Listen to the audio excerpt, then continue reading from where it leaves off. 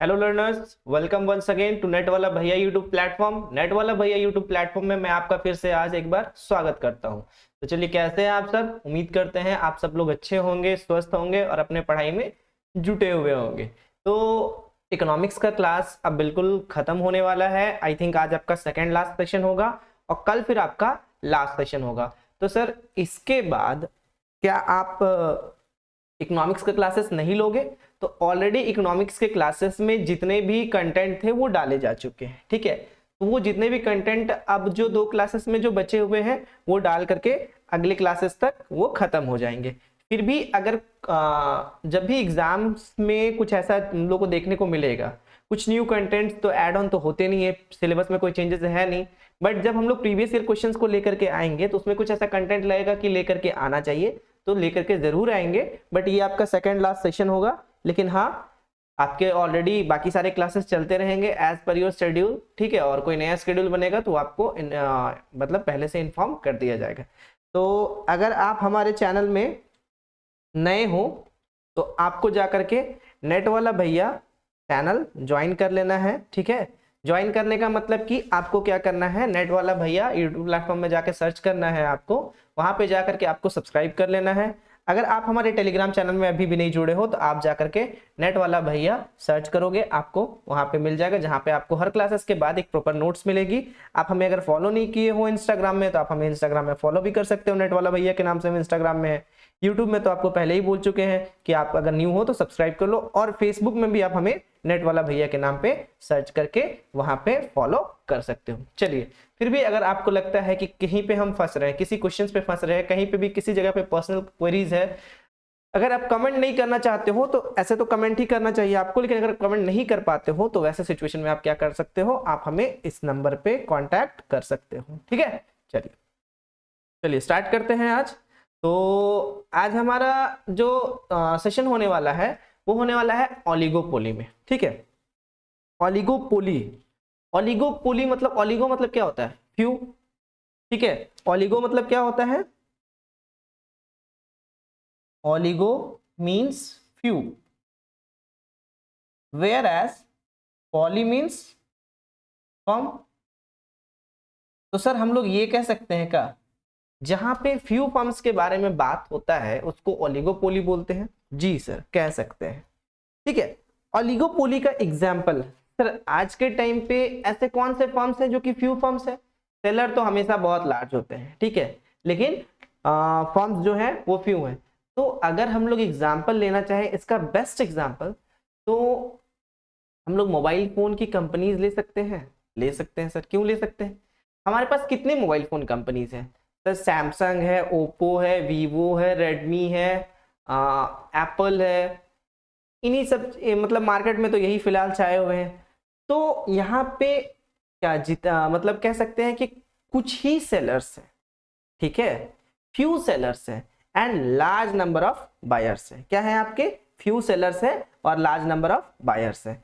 आपको ऑलरेडी ये चीज लगा होगा सर, ये चीज हम पढ़ चुके हैं, बट थोड़ा सा इसमें से आज हम लोग किंक्ड डिमांड कर्व के बारे में बात करेंगे, जिसको किन्होंने दिया था, जिसको एक जिनको स्वीजी, पॉल स्वीजी ने दिया हुआ था, तो उसी के नाम से भी जाना जाता है, स्वीजी किंग डिमांड कर्व। इससे क्वेश्चंस भी कितने बार पूछे जा चुके हैं कि किंग डिमांड कर्व को कौन दिया है, उसको एक और नाम से क्या बोलते हैं, ठीक है। आपको अगर आपने हमारा एग्जाम के टाइम वाला अगर वो एमसीक्यू सीरीज देखा होगा तो उसमें ये क्वेश्चंस भी था।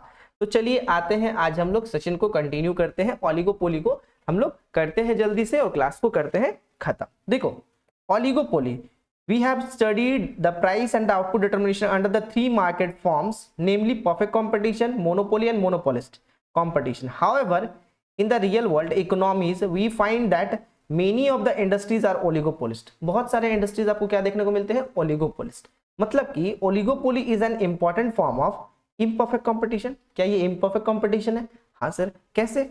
Oligopoly is often describe as a competition among the few, मतलब कुछ सेलर्स में कंपटीशन, अगर कुछ ही सेलर्स हैं तो उन्हीं लोगों के बीच में ये होगा, क्योंकि ओलिगो मतलब तो होता है फ्यू, तो अगर फ्यू सेलर्स है तो फ्यू सेलर्स के बीच में कंपटीशन हो रहा है, तो ये कहेंगे हम लोग क्या कि oligo is often describe as a competition among the few sellers. तो in other words, when there are few sellers in a market selling homogeneous or differentiated product, oligopoly is said to exist. क्या बोल रहा है कि जब एक जैसा goods बेचेंगे या फिर थोड़ा सा डिफरेंशिएटेड। अब ये तो आपको बताने का जरूरत नहीं है कि होमोजेनस और डिफरेंशिएटेड में क्या फर्क है। अगर आपको ये भी बताने का जरूरत है तो मतलब कि आप पिछले क्लासेस को नहीं देखे हो। होमोजेनियस मतलब फिर भी बता दे रहा हूँ एक समान। डिफरेंशिएटेड मतलब कि जो बेसिक एमिनिटीज तो आपको दे ही रही है, जैसे कि फोन का बेसिक अगर हम बात करें तो अगर उसका बेसिक फैसिलिटी फीचर्स क्या है तो हमें बात करवाना, ठीक है।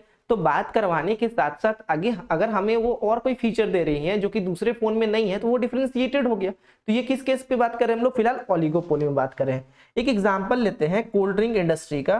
कोल्ड ड्रिंक इंडस्ट्री और automobile industry, there are handful firms manufacturing cold drinks in India. Similarly, there are few members of the automobile industry in India. देखो कोल्ड ड्रिंक्स भी कुछ ही हैं, ठीक है। ये अलग बात है कि आपको बहुत सारे ऐसे देखने को मिलते हैं जो कि लोकल ब्रांड होते हैं, ठीक है। लेकिन यहाँ पे फिलहाल हम लोग ब्रांड्स की बात कर रहे हैं जो कि कुछ है, ठीक है। उस जो मतलब कि हर समय मिलते हैं। एक कोल्ड ड्रिंक होता है जो कि एक पर्टिकुलर सीजन में मिलता है, और एक कोल्ड ड्रिंक होता है जो कि आपको एक नहीं बहुत सारे कुछ कोल्ड ड्रिंक ऐसे हैं जो कि आपको 12 महीना मिलेंगे। नाउअडेज कोल्ड ड्रिंक पीना इज अ फैशन, ठीक है। पहले के टाइम पे कोल्ड ड्रिंक को पिया जाता था, जैसे कि शरबत को वो सब्स्टिट्यूट करके कोल्ड ड्रिंक लेकर के आया गया था, ठीक है। लेकिन nowadays cold drink is a fashion. हर महीना हर सीजन उसको लोग पीते हैं और बीमार पड़ते हैं। कोल्ड ड्रिंक तो भाई मैं नहीं पीता, बहुत कम पीता हूँ, बहुत कम पीता, बट क्योंकि वो हार्मफुल है। These industries, वैसे मुझे पसंद बहुत है बट मैं पीता ना हूँ। These industries exhibit some special features which are discussed in the following paragraph.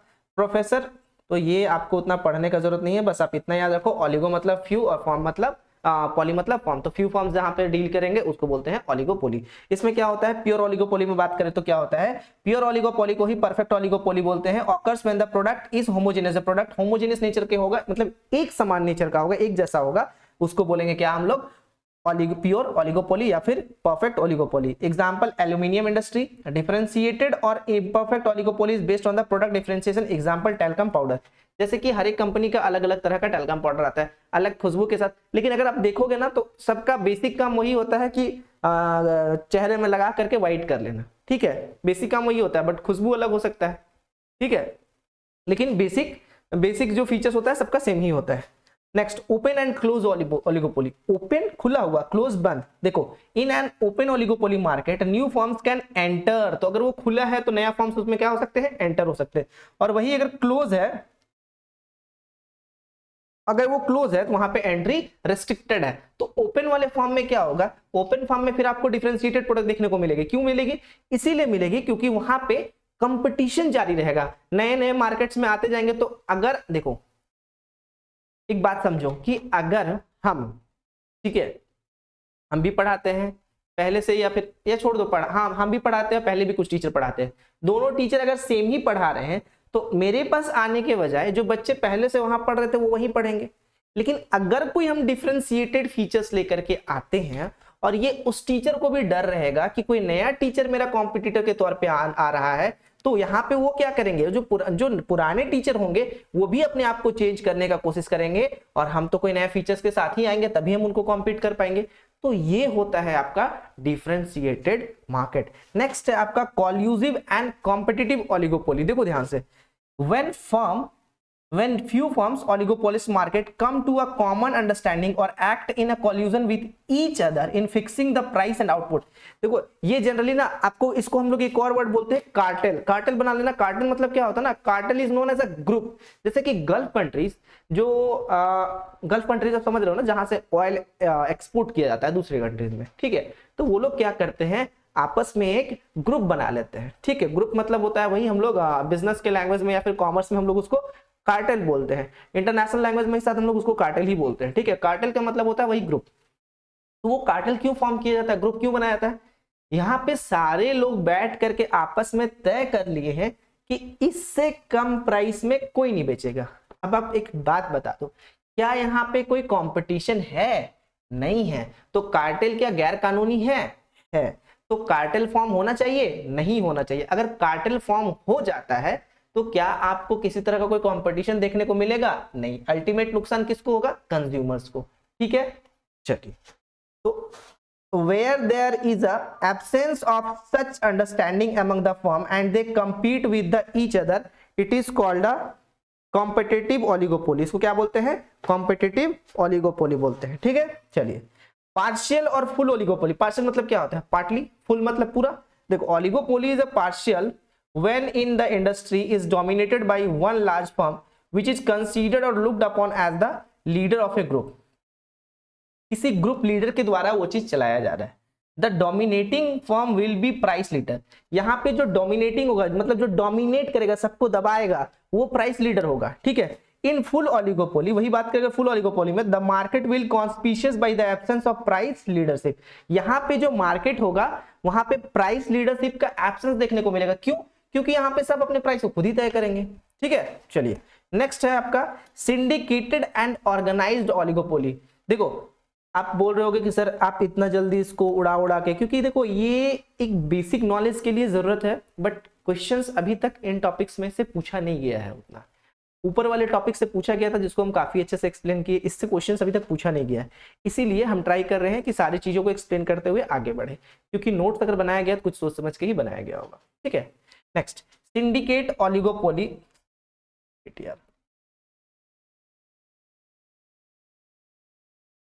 I don't know why this happened with me. This pen is not working sometime.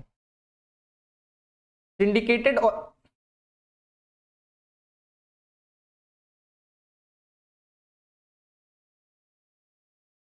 syndicated oligopoly refers to that situation where the firms sell their product through a centralized syndicate। एक centralized system बना हुआ रहेगा, उसी के through सब कुछ firm अपना product को सेल करेगा। Organized oligopoly refers to the situation where the firms organize themselves into a central association for fixing price, output, quotas, etc। और ऑर्गेनाइज जहां पे होगा वहां पे प्राइस तय किया जाएगा, कोटास बनाए जाएंगे, आउटपुट कितना होगा, ये सारी चीज के बारे में तय किया जाएगा। ठीक है, अब आते हैं हम लोग characteristic of a oligopoly market या फिर फीचर्स ऑफ ओलिगोपोली मार्केट। ठीक है,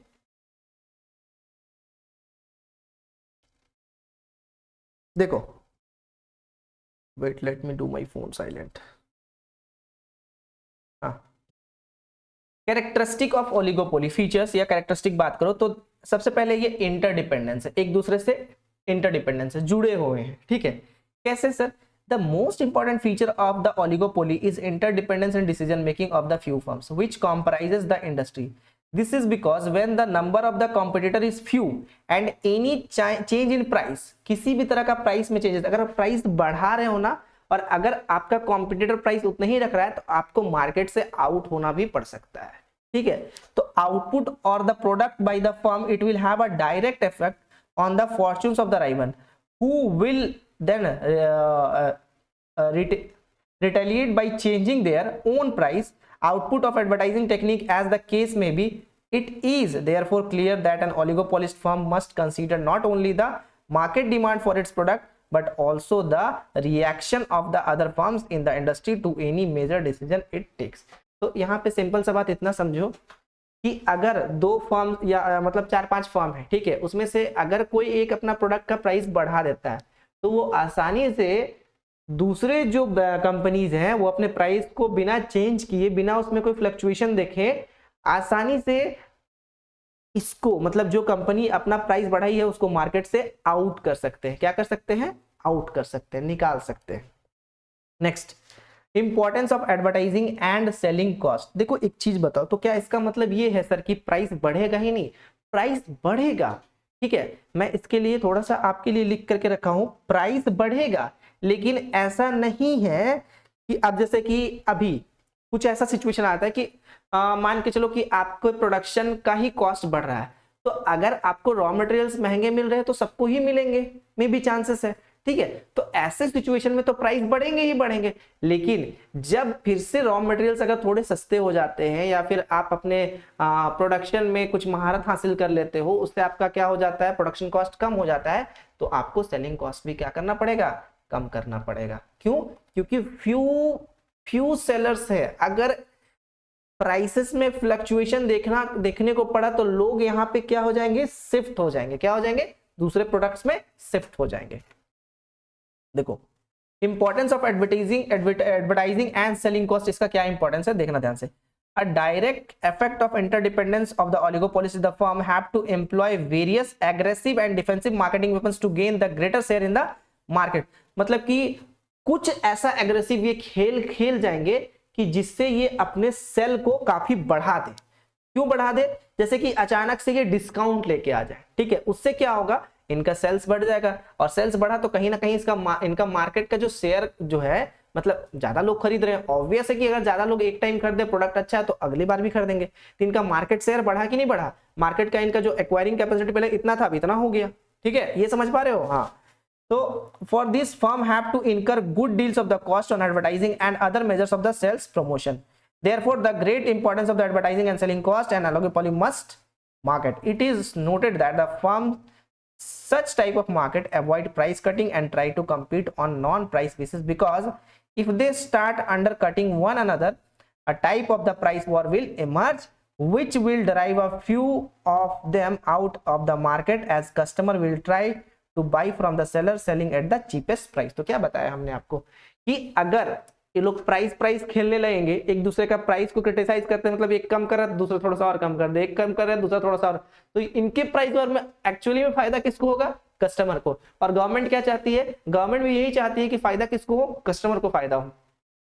तो अगर कस्टमर को, या कंज्यूमर बोल सकते हैं हम लोग, कंज्यूमर को फायदा हो, अल्टीमेटली कंज्यूमर ही बोले तो ज्यादा अच्छा रहेगा, कस्टमर नहीं, कंज्यूमर को अगर फायदा हो, तो मेरे को एक चीज बताना, गवर्नमेंट क्या चाहती है? गवर्नमेंट यही चाहती है कि अल्टीमेटली फायदा किसको हो? कंज्यूमर को। लेकिन अगर इस तरीके का प्राइस वॉर चलते रहा तो कोई ना कोई कंपनी मार्केट से आउट हो जाएगा। तो अगर कोई ना कोई कंपनी मार्केट से आउट हो जाएगा तो फिर तो कुछ और, मतलब और कंपनीज घट जाएंगी। लेकिन अगर आप ये चीज सोच रहे हो कि अगर कोई एक ही कंपनी बच गया तो फिर तो मोनोपोली का सिचुएशन आ गया, और अगर मोनोपोली का सिचुएशन आ गया तो फिर खलास, खत्म, बाय बाय टाटा, क्या बचा? जो मन करेगा वो प्राइस चार्ज करेगा वो, ठीक है। तो इसीलिए गवर्नमेंट ये भी एक रूल बनाई है कि आप उसके स्टैंडर्ड से भी ज्यादा प्राइस कम करके नहीं बेच सकते, ठीक है। क्या कर सकते हो? उसके स्टैंडर्ड से प्राइस कम करके ज्यादा नहीं बेच सकते हो, मतलब प्राइस कम करने का भी एक दायरा होता है, ठीक है सर। चलिए नेक्स्ट आते हैं आपका group behaviour. When we talking about the group behavior, so the theory of oligopoly is a theory of a group behavior, not of a mass or individual behavior, and not to be assumed profit maximizing behavior on the oligopolist part may not be very valid. There is no generally accepted theory of the group behavior. Group behaviour का कोई भी generally accepted theory नहीं है, क्योंकि group का behaviour certain period में किस चीज के लिए ज्यादा है, किस चीज के लिए कम है, वो कहना मुश्किल है। तो do the members of the group agree to pull together in the promotion of the common interest, और will they fight to promote their individual interest? तो does the group possesses any leader? क्या उनका फिर कोई leader होता है? तो देखो ये वेरी कर सकता है, time to time, group to group, सब कुछ में वेरी कर सकता है, ठीक है। इसलिए ग्रुप बिहेवियर नहीं कह सकते हैं कि हमेशा एक हो सकता है, क्योंकि इंडिविजुअल का थॉट कभी कभी चेंज, कभी कभी नहीं, हमेशा इंडिविजुअल का थॉट, मेरा थॉट अलग होगा, आपका थॉट अलग होगा, सबका थॉट अलग अलग होता है। बट उसको अगर उसमें कोई ग्रुप लीडर है तो ऑब्वियस है कि वो क्या करेगा? इन्फ्लुएंस करने का कोशिश करेगा। बट जिसमें है उसमें नहीं है, उसका कोई हम लोग बात नहीं कर सकते। Next, price and output decision in oligopolist market. Price and output decision, देखो प्राइस एंड आउटपुट डिसीजन का अगर हम बात करें ना, तो यहां पे हम ये बात कर सकते हैं, एक मिनट,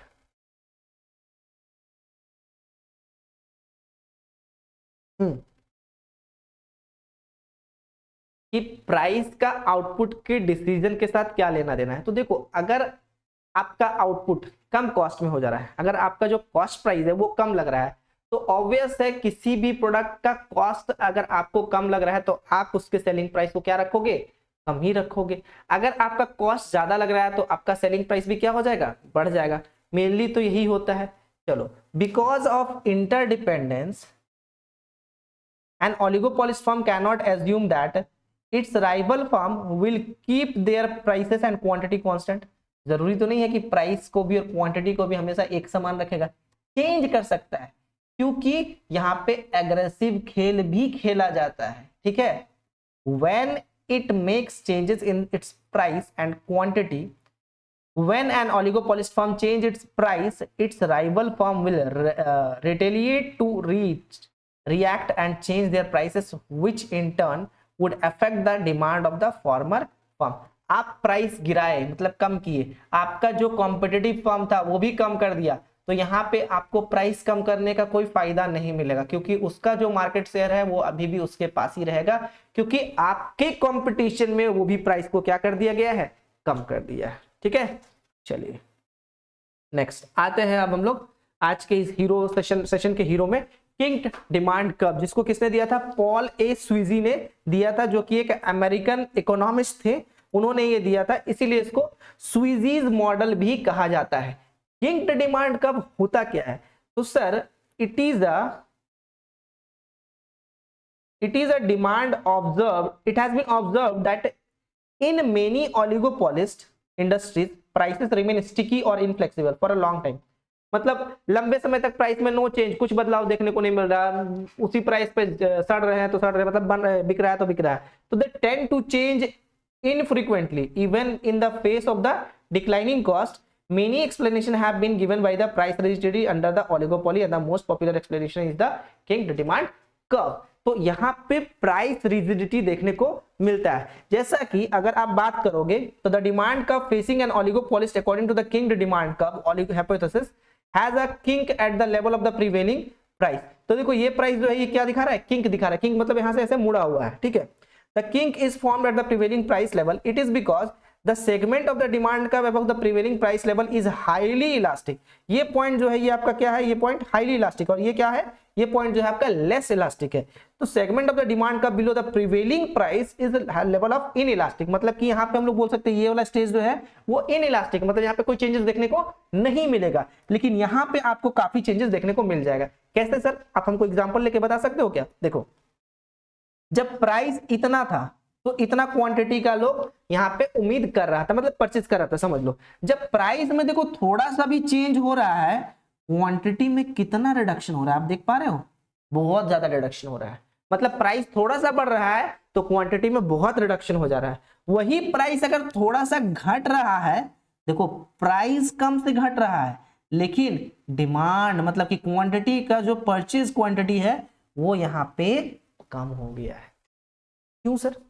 देखो अब king demand curve D D with a king at a point, ये किंग पे है, ये पॉइंट पी जो है आपका किंग है। ठीक है, देखो यहाँ पे क्या होता है ना, 5% increase in price leads to the 20% in output reduce, मतलब कि 5% दाम बढ़ने से लगभग 20% के आउटपुट में इफेक्ट देखने को मिल रहा है। यहाँ पे क्या देखने को मिलता है सर, यहाँ पे प्राइस रिजिडिटी होता है, मतलब बहुत समय तक प्राइस स्टिकी होता है, चिपका हुआ होता है, वहां से कोई चेंजेस देखने को नहीं मिलता। और पी जो पॉइंट है वो आपको क्या दिखा रहा है, वो पॉइंट आपको दिखा रहा है किंग डिमांड कर्व का। ठीक है, चलो जैसा हम आपको बता दिए कि ये आपका अपर वाला पार्ट हो गया, ये आपका इलास्टिक हो गया, और ये डाउन वाला पार्ट हो गया अनइलास्टिक बोल सकते हो, मतलब चेंज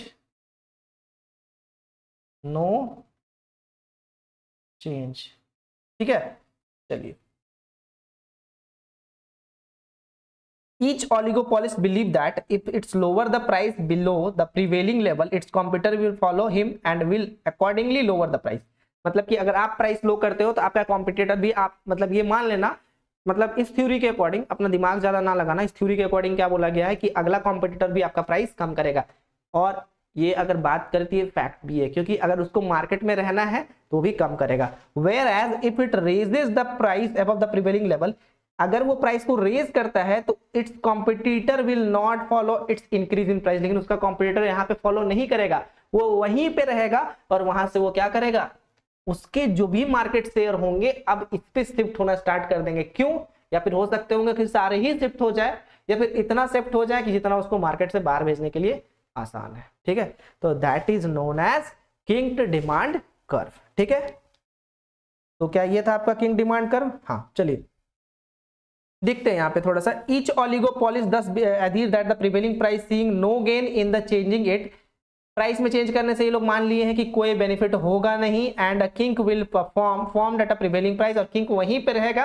क्यों? क्योंकि अगर आप प्राइस घटाते हो तो आपका कॉम्पिटिटर घटा देगा। ठीक है, तो यहाँ पे आपको घटाने का कोई फायदा नहीं है, क्योंकि मार्केट तो आपका उतना ही है। लेकिन अगर आप प्राइस बढ़ाते हो तो आपका जो कॉम्पिटिटर है वो प्राइस चेंज नहीं करेगा, तो यहाँ पे आपका जो मार्केट शेयर होगा वो आपसे हट करके उसके पास चला जाएगा। ठीक है, इसीलिए यहाँ पे क्या करता है, प्राइस रिजिड होता है, स्टिकी प्राइस और explain according to the king demand curve. देखो परफेक्ट कंपटीशन में बात करें तो मार्केट फॉर्म में लार्ज नंबर ऑफ फॉर्म होते हैं, होमोजेनियस प्रोडक्ट होता है, और प्राइस इलास्टिसिटी आपका ऑफ डिमांड जो होता है इनफाइनाइट होता है, डिग्री ऑफ कंट्रोल नहीं होता है। मोनोपोली में एक फॉर्म होता है, ठीक है। और अगर इम्परफेक्ट कंपटीशन मतलब मोनोपोलिस्ट और ओलिगोपोली में बात करें तो लार्ज नंबर ऑफ फॉर्म्स होते हैं और कहीं कहीं फ्यू फॉर्म्स भी होते हैं, ठीक है। उसके बाद आपको अगर बात करें मोनोपोली में तो यूनिक प्रोडक्ट देखने को मिलेगा, और इम्परफेक्ट कंपटीशन में डिफरेंशिएटेड या फिर होमोजेनियस प्रोडक्ट भी देखने को मिलेगा। जैसे डिफरेंशिएटेड आपको कहां देखने को मिलेगा, मोनोपोलिस्ट में, और ओलिगोपोली में आपको differentiated as well as homogeneous product भी देखने को मिलेगा, ठीक है। अब मोनोपोलिस्ट में आपका जो प्राइस इलास्टिसिटी रहेगा हाई रहेगा, और ओलिगोपोली में लो रहे मतलब कम रहेगा, ठीक है। उसके बाद प्राइस इलास्टिसिटी डिमांड कब जो होगा मोनोपोली का वो भी बहुत कम, मतलब उसमें कोई चेंजेस देखने को नहीं मिलेगा, ठीक है।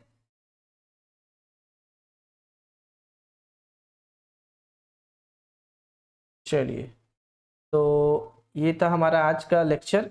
If in oligopoly any company try to increase the price will kick out from the market.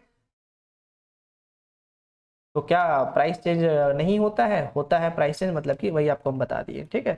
तो बेसिकली आज का लेक्चर हम लोग यहीं पे समाप्त करते हैं, ठीक है। और चैनल में अगर आप नए आए हो तो अपना परम कर्तव्य समझते हुए हमारे चैनल को सब्सक्राइब करो, लाइक करो, अच्छे अच्छे कमेंट्स करो, और टेलीग्राम चैनल पे भी ज्वाइन कर लो आप। चलिए, तब तक के लिए thank you, take care, bye bye, good night.